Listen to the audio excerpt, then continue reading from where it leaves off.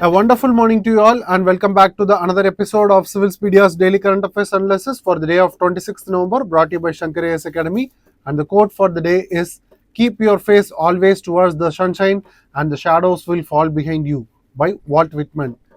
And kindly ensure your subscription to the Shankar AS Academy YouTube channel, because each subscription means a lot to us and a constant encouragement for us. And here are the list of topics taken for discussion. And the first topic is about the recently commissioned INS Mahe, and the second topic is about the uranium which got recently found in the breast milk of lactating mothers, and the third topic is about the 350th Shaheedi Diwas celebrated for the Guru Tegh Bahadur, and the fourth topic is about the India-Canada relationship from the mains point of view, and the fifth topic is about Prelims Focus, where we discuss important current affairs from the Prelims point of view. The first news article for today, taken from The Hindu, is about the recently commissioned ship known as the INS Mahe to the Indian Navy. With this news article, we will get to know more about INS Mahe in detail. So what is this INS Mahe? It has been commissioned on 24th November 2025 from Mumbai Naval Dockyard, and it is the first vessel of its kind to be the Mahe class, and it is also an anti-submarine warfare shallow water craft and being built by Cochin Shipyard Limited under the Atmanirbhar Bharat initiative, or the Self-Reliance India, and it enhances the India's capability towards the littoral warfare and the coastal defense. And what are the key features of this ship? Its primary role is to have the stronghold over the anti-submarine warfare, and it also has been inducted for conducting coastal patrols and protection of maritime approaches. And what are the design attributes and the characteristics related to this INS Mahe? It is being built by compact design, and it's being having the highest agility, and it can also be able to operate under the shallow waters or the shallow draft for littoral operations, and it is being capable of doing high maneuverability, and its improved endurance will also enhances its potential to be inducted in the littoral warfare. And the stealth features also being inducted and onboarded with such technologies will improve the structure as well as the capability of this ship's activities. And what are the weapons and systems associated with this INS Mahe? It is being equipped with the lightweight torpedoes, which is also known as the underwater missiles, and anti-submarine rockets will also be inducted, and the advanced sonar capabilities and the surveillance systems will enhance the potential of this INS Mahe, and it is proposed built for detecting and engaging enemies submarine in shallow water. So the primary focus of this INS Mahe to be inducted in the Indian Navy is to have a strong hold in the shallow water operations as well as detecting submarines in the shallow waters through the technologies that it has. And with related to this INS Mahe's components and design, more than 80% of the components and contents has been produced or manufactured indigenously, which reflects the India's naval self-reliance, also the Atmanirbhar Bharat initiative of India, and the strategic importance with related to the India's production will enhance the defense knowledge as well as defense planning, and it is also a part of planned series with related to this anti-submarine warfare shallow watercraft vessel for the Navy, and it also supports the surveillance of coastal sea lanes, harbor defense, and it also enhances the offshore assets of India, which boosts the India's capacity in anti-submarine preparedness against regional threats. And the name of this Mahe ship will came or derived from the region known as Mahe, which is an Union Territories enclave on the Malabar coast or the eastern coast of India, which is the territory of Puducherry or the Pondicherry previously known. And the ship's crest has the feature of Urmi, which is a traditional flexible sword used in the Kalari parade, which is a martial art from Kerala, and it symbolizes this Urmi symbolizes the agility, precision, lethal flexibility, and qualities mirrored in vessel design. So it also, this Urmi featured in the INS Mahi reflects the agility, precision, stealthiness, and also the lethal flexibility of this ship in India's defense equipments. And here we can see the Urmi, which is a traditional equipment or the traditional weapon used in the Kalaripayattu, and this is the INS Mahi.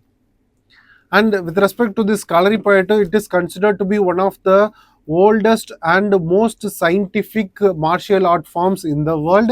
And this Kalaripayattu has been, this Kalaripayattu was included in the India's intangible cultural national list of intangible cultural heritage of India list in the year of 2009.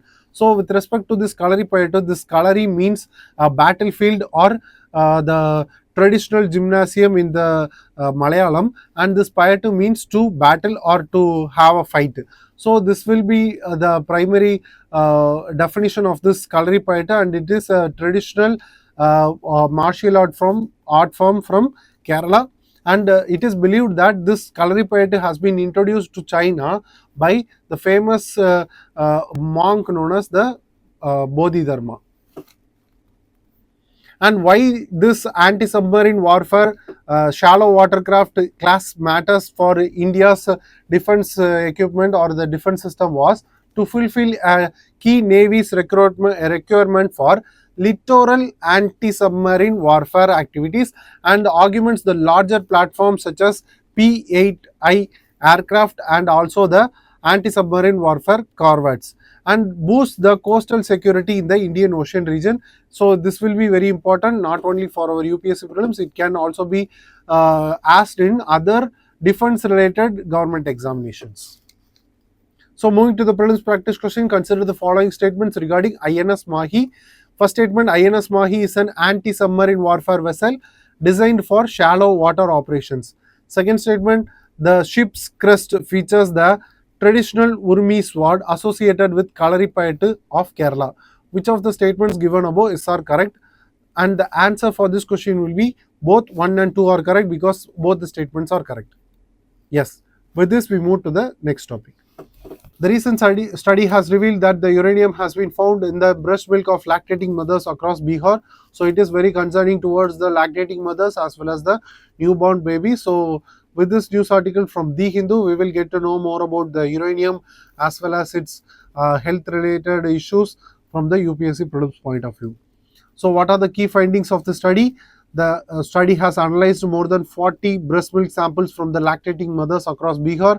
It has been detected that the U-238 is the primary contaminant in all the samples with a range of 0 to 5.25 micrograms per liter, and the highest district average has been obtained on the Kagaria region and the highest individual value will be obtained on Katihar region, and 70% of the infant has been under the hazard quotient of more than 1, indicating the potential non-carcinogenic health related risk. And what are the health impacts of infant related to this uranium contamination? That infants are more vulnerable because their renal development or the renal has not been developed properly and it is not able to clear the uranium which is from the breast milk cannot be cleared out properly by the infants. So it is the infants are more vulnerable as it limits the clearance of uranium in the bloodstream. And what are the long-term exposures may affect the infant's kidney development and neurological development and also the cognitive development and the cognitive outcomes related to this infant, that the infant may be possibly with low IQ and the neurodevelopment issues and the neurodevelopment delays. And the study, what is the conclusion that they arrive? Actually the health impacts are likely to be low because most of the uranium has been excreted out via the urine of the mother who is lactating her child and not via the breast milk. So it is recommended to provide the breast milk for the infant. And what are the breastfeeding recommendation? It is to be recommended that the breastfeeding should not be discontinued at any level, and the WHO and national health guidelines also suggest that the breastfeeding remains the most beneficial one for the infant unless medically contraindicated. So it is to be recommended to breastfeed the child. So if you are a lactating mother who is watching this video, please be aware that you can without any concern you can lactate your children, and it will be very essential for the child to grow. And what are the uranium contaminations in India and around globally? With respect to India, uranium contamination reported in around 151 districts across the 18 states of India, and related to the Bihar region alone, around 1.7% of the groundwater resource got affected. So WHO limits the uranium level of contamination in the drinking water. The permissible limit is around 30 microgram per liter, and there will be a stricter norm with related to the Germany's permissible limit of uranium in the drinking water will be around 10 microgram per liter, which is also a stricter norm with related to this uranium contamination. And the global hotspots include the regions of Canada, USA, Finland, Sweden, Switzerland, UK, Bangladesh, China, Korea, Mongolia, Pakistan, and Mekong Delta. So these are all the possible areas or the hotspots of uranium contamination. And with related to additional information of uranium, its form as an U238 is the commonly found uranium in the region of India or the any other territory, which is the most abundant isotope with around 99.3% saturation, which is a weakly radioactive substance, and it has been used as a starting material for producing plutonium-239, which is the fuel of nuclear reactors. And this uranium-238 has been enriched to convert it as an plutonium-239 and used as a fuel in nuclear reactors. And with related to the health effects because of this uranium contamination, it is primarily a chemical toxin and not a strong radiological hazard. So please be aware that it is not a strong radiological hazard, but it is a chemical toxin, and it affects the kidney the most because of the toxin known as the nephrotoxin. And moving to the prelims practice question, consider the following statement regarding uranium contamination in India.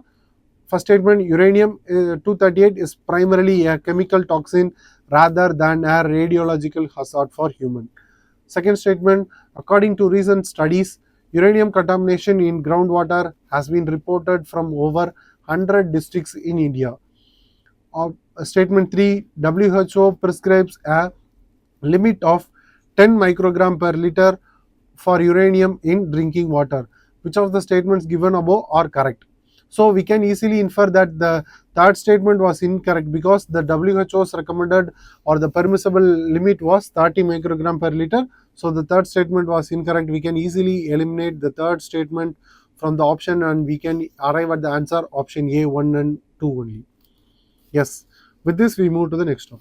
Prime Minister pays tribute on the 350th Shaheedi Diwas of Sri Guru Tegh Bahadur Ji. So with this news article from the Press Information Bureau, we will get to know more about the Shaheedi Diwas and also about Sri Guru Tegh Bahadur Ji in detail from the UPSC point of view. And what is the context behind this news? Our Prime Minister Narendra Modi has paid tribute on the 350th Shaheedi Diwas, which is the martyrdom day of Sri Guru Tegh Bahadur Ji, and he also highlights the courage, sacrifice, and protection of faith and humanity over the Guru Tegh Bahadur Ji's contribution towards the Indian society as well as its religion.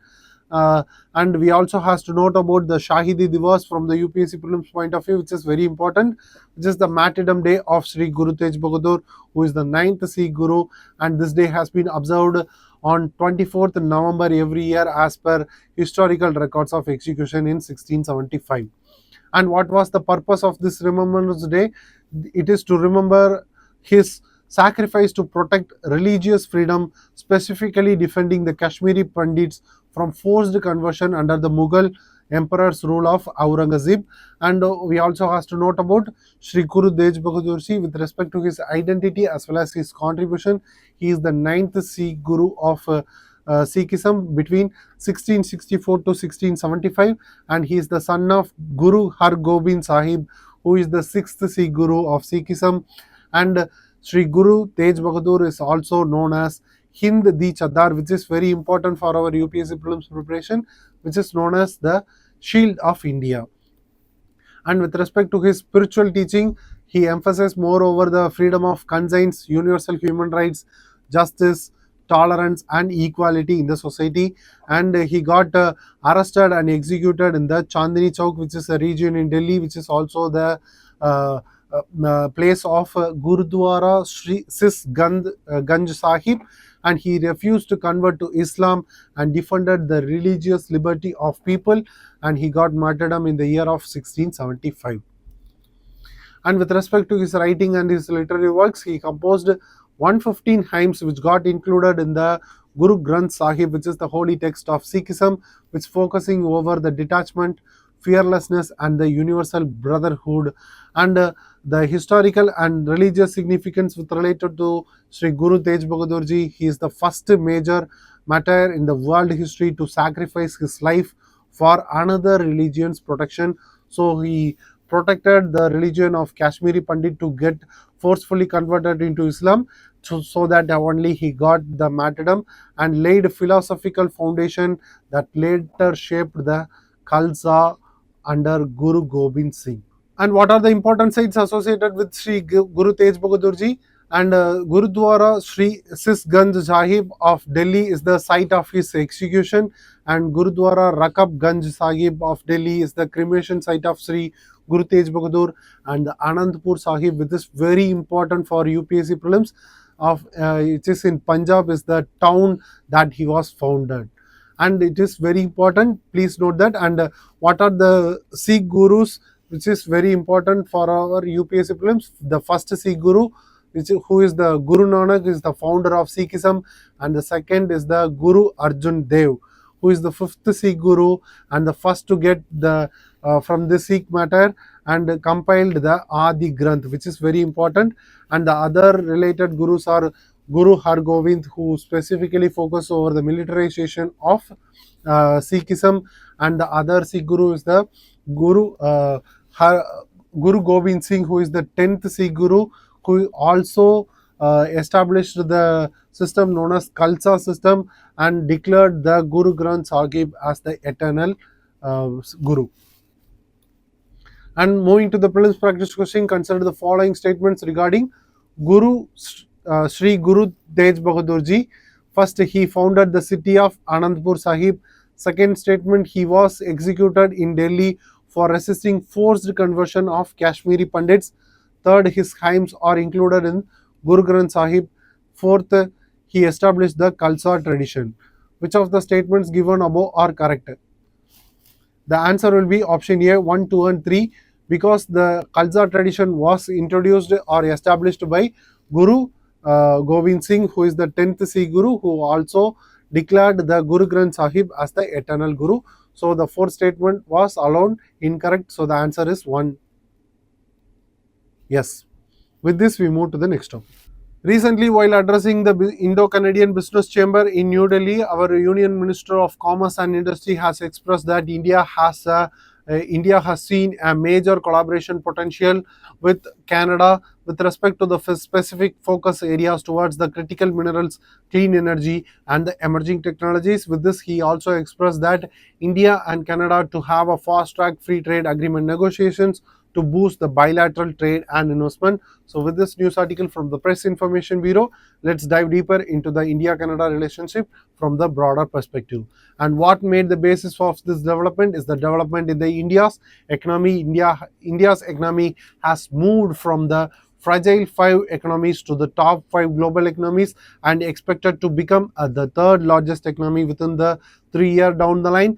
And the stock market, which the India's economy also has the highest potential, which grows around 4.5 times faster in the last 11 years, along with the support of low inflation, strong banking network systems, as well as the highest forex reserves of India, along with the robust infrastructure, which boosts the Indian economy to grow in a faster manner. And with respect to the clean energy potential as well as the technological strength of India, India has the potential of 500 gigawatts of electricity with respect to the national power grid system, and including the 250 gigawatts of electricity produced from the clean energy capacity, and the target of India with respect to the clean energy electricity will be around 500 gigawatts of clean energy by the year of 2030, and it is also capable of providing seamless delivery of electricity around 24/7 clean energy competitively around the globe. And with the background of the India Canada relationship, the diplomatic relationship between the India and Canada has been established in the year of 1947, which is soon after the India's independence, and both the countries share the Commonwealth membership and democratic values and the parliamentary systems. As we can see, large provisions of the Canada's constitution has been made out into the Indian constitution, and historically the both the nations comes under the reign of British Queen, so they share the Commonwealth membership, and the Canada has supported the India's early development through the aid programs such as Colombo Plan in the 1950s to 1960s. And with respect to the economic partnership, it formally strengthened the effort towards the Comprehensive Economic Partnership Agreement. And with respect to the areas of cooperation, and the areas are the trade and investment. With respect to this, the Comprehensive Economic Partnership Agreement aiming to double the bilateral trade with the US dollars of 50 billions by the year of 2030, and the investment from the Canadian pension funds are the major foreign investors in India. So the Canadian pension funds plays a major role in the foreign investment with respect to the Indian environment, and especially in the infrastructure and the renewable energy sector. And the Canadian Pension Plan Investment Board, which oversees the Canadian pension funds, has substantially increased its assets under the management in India, reaching the 30 billion. So comparatively, it is very equal to the Comprehensive Economic Partnership Agreement between both the nations. So it plays a major role in the Indian economy. And with respect to the counter-terrorism and the security sector, the framework for cooperation between India and Canada on countering terrorism and violent extremism was signed in the year of 2018 February. And with respect to the defense technology, there is an memorandum of understanding between the Defense Research and Development Organization and the Canadian Commercial Corporation for Military Technology Development. And what are the challenges involved between both the nations' development? First issue is the Khalistani issue, which is the Canada supports for the Khalistan by sections of the Canadian Sikh diaspora versus the Indian security concern, which plays a major role in the India's internal disturbance as well as the Indian internal security. So this will be the primary issue, which is also a contemporary current issue with related to the India and Canada relationship. And with along with that, the 2023 diplomatic crisis on the lines of this Khalistan issue, that the Prime Minister of Canada, Trudeau's allegation against the India over the Hardeep Singh Nijjar, who is also an pro-Khalistani who got killed in an incident in Canada, which led to the diplomatic expulsion by the Canada. On the basis on the line of this Khalistani issue, the Prime Minister of Canada has instructed to expel the diplomats of Indian diplomats from the Canada, and the security cooperation gap, which shows the slow Canadian response to extradition requests with related to the terrorism as well as the offenders, and limited the counter-terror intelligence sharing.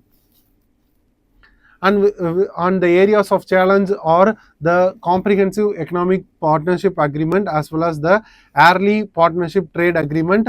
Will negotiations stalled due to the political tensions that we have discussed earlier, affecting the investors' confidence on both the nations. And the visa disruption also plays a major role and barrier between both the nations' development, that India has suspended visas for Canadians, impacting the students and diaspora movement along the internal disturbance, or it will create an internal disturbance, or will create an imbalance situation in the Indian environment. And the domestic politics also plays a major role, that vote bank considerations in Canada influence responses to India's concerns. And what are the 5-point agendas that need to be taken to enhance the partnership between both India and Canada, are to convert the dialogue into delivery within a measurable goals, and to revive the CEO forum, which is a major forum between both the nations, will substantiate the major business firms and their executives to have a platform for engagement, to have the business partnership, to promote the joint innovation with support from the US dollar of around 12 billion for research and development fund, and to identify focused collaboration sectors such as the critical minerals, aerospace sectors, as well as defense sector and manufacturing sector, and to invite various Canadian participations in the upcoming AA summit. Will also have created a cohesive environment for both the nation to have a mutual engagement for development. Moving to the mains practice question, India-Canada relations hold significant potential for strategic and economic cooperation, particularly in emerging technologies and clean energy transition. However, realizing this potential requires converting dialogue into tangible outcomes. Discuss.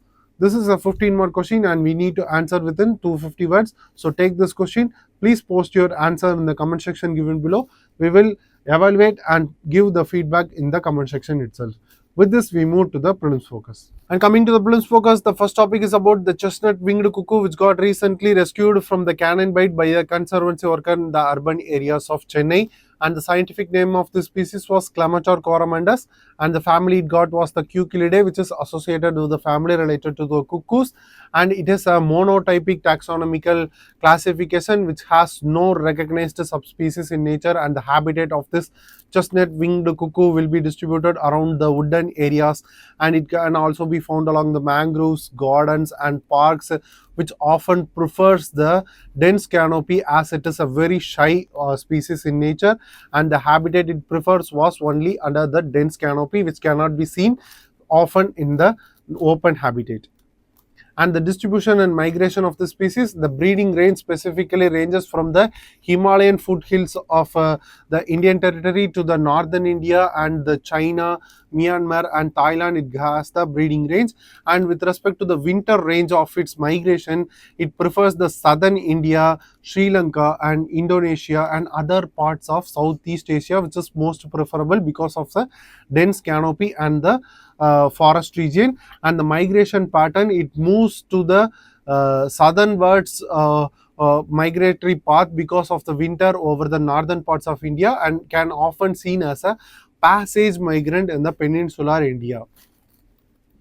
And with respect to its size, it was around 47 centimeter long, and the behavior it mainly depends on foraging, and it can also sing in high volume because it belongs to the cuckoo family, when it is preferably in the hiding nature, or it resides in the dense canopy and can be rarely seen with clear all traits. And with the respect to its vocalization, it can vary its sounds. With respect to it can be harsh, raspy or metallic sound it can raise. And with respect to the conservation status of this chestnut-winged cuckoo, the IUCN it got listed as a least concern species, and with respect to the Wildlife Protection Act of 1972, it was categorized as a scheduled 2 species. So with respect to the species, it was more important for our UPSC prelims. And with respect to the bird species, there is an 2 or 3 UPSC previous year questions. So kindly note that there is a specific question with related to the common myna, which is also an UPSC previous year question. Kindly please visit that question and solve that question. And with respect to this threat of this species, it is not globally threatened, but local risk including the habitat loss and urban predation during migration is possible. So this rescuing of this chestnut-winged cuckoo in the Chennai's urban area is also showing the fragile migratory routes of this species. So kindly note that with respect to our UPSC environment preparation. And the next topic was Kashi Tamil Sangam. The Ministry of Education has organized the Kashi Tamil Sangam 4.0 version from the 2nd December 2025 to celebrate the deep civilizational link between the regions of Tamil Nadu as well as Kashi. And the previous edition was conducted between the dates of first edition was held in 2022 and the second was in 23 and the third was subsequently in the 25th. And the theme for this year of 4.0 version of this Kashi Tamil Sangam will be Learn Tamil or the Tamil Karkalam. And the aim was of conducting such Kashi Tamil Sangam is to promote the Tamil learning across the India, which is inspired by the vision to uphold the civilizational, cultural, linguistic and people to people bond between the two regions, that is between the Tamil Nadu region and the Tamil areas as well as the Kashi area, reflecting the spirit also of the India's Ek Bharat Shrestha Bharat vision. And the major initiative which took under this Kashi Tamil Sangam 4.0 is to have an expedition about the sage Agastya, which is being expedited along the Indian region through the vehicle, which demonstrates which will go around from Tenkasi region to the Kashi region, and it also recalls the effort of Pandyan ruler known as Sri Adivira Parakrama Pandyan, who spreads the message of cultural unity by traveling from Tamil Nadu to Kashi region. So it is very important for our UPSC prelims because it can be reflected in our UPSC prelims of 2026. The ruler which got traveled from the Tamil region to the Kashi was Adivira Parakrama Pandyan, and he built a Shiva temple there and renamed the town which is in Tamil Nadu region as Tenkasi or Dakshin Kasi to symbolize the both the region's connectivity as well as its cultural ties as oneness, and it also highlights the civilizational links from the Chera, Chola, Pandya and Pallava, Chalukya and Vijayanagara periods with respect to this Kashi and the Tamil regions, and also promoting awareness of Tamil literature, Siddha medicine and the shared heritages between both the regions of India.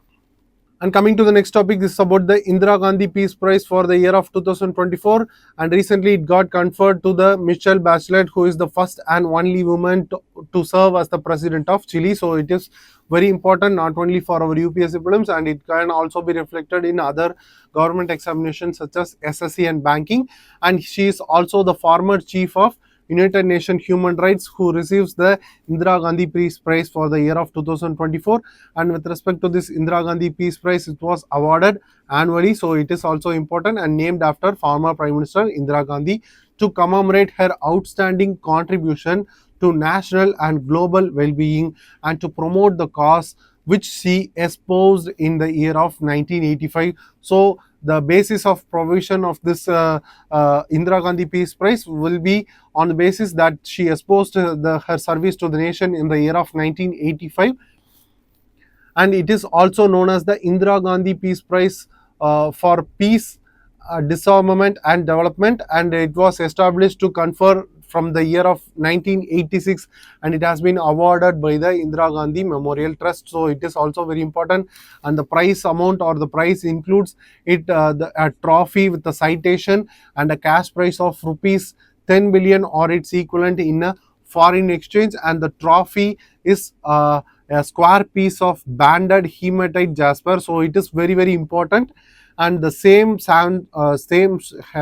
hematite jasper will present or used at the Samadhi of Indira Gandhi. So it has been provided as a prize with respect to this Indira Gandhi Peace Prize.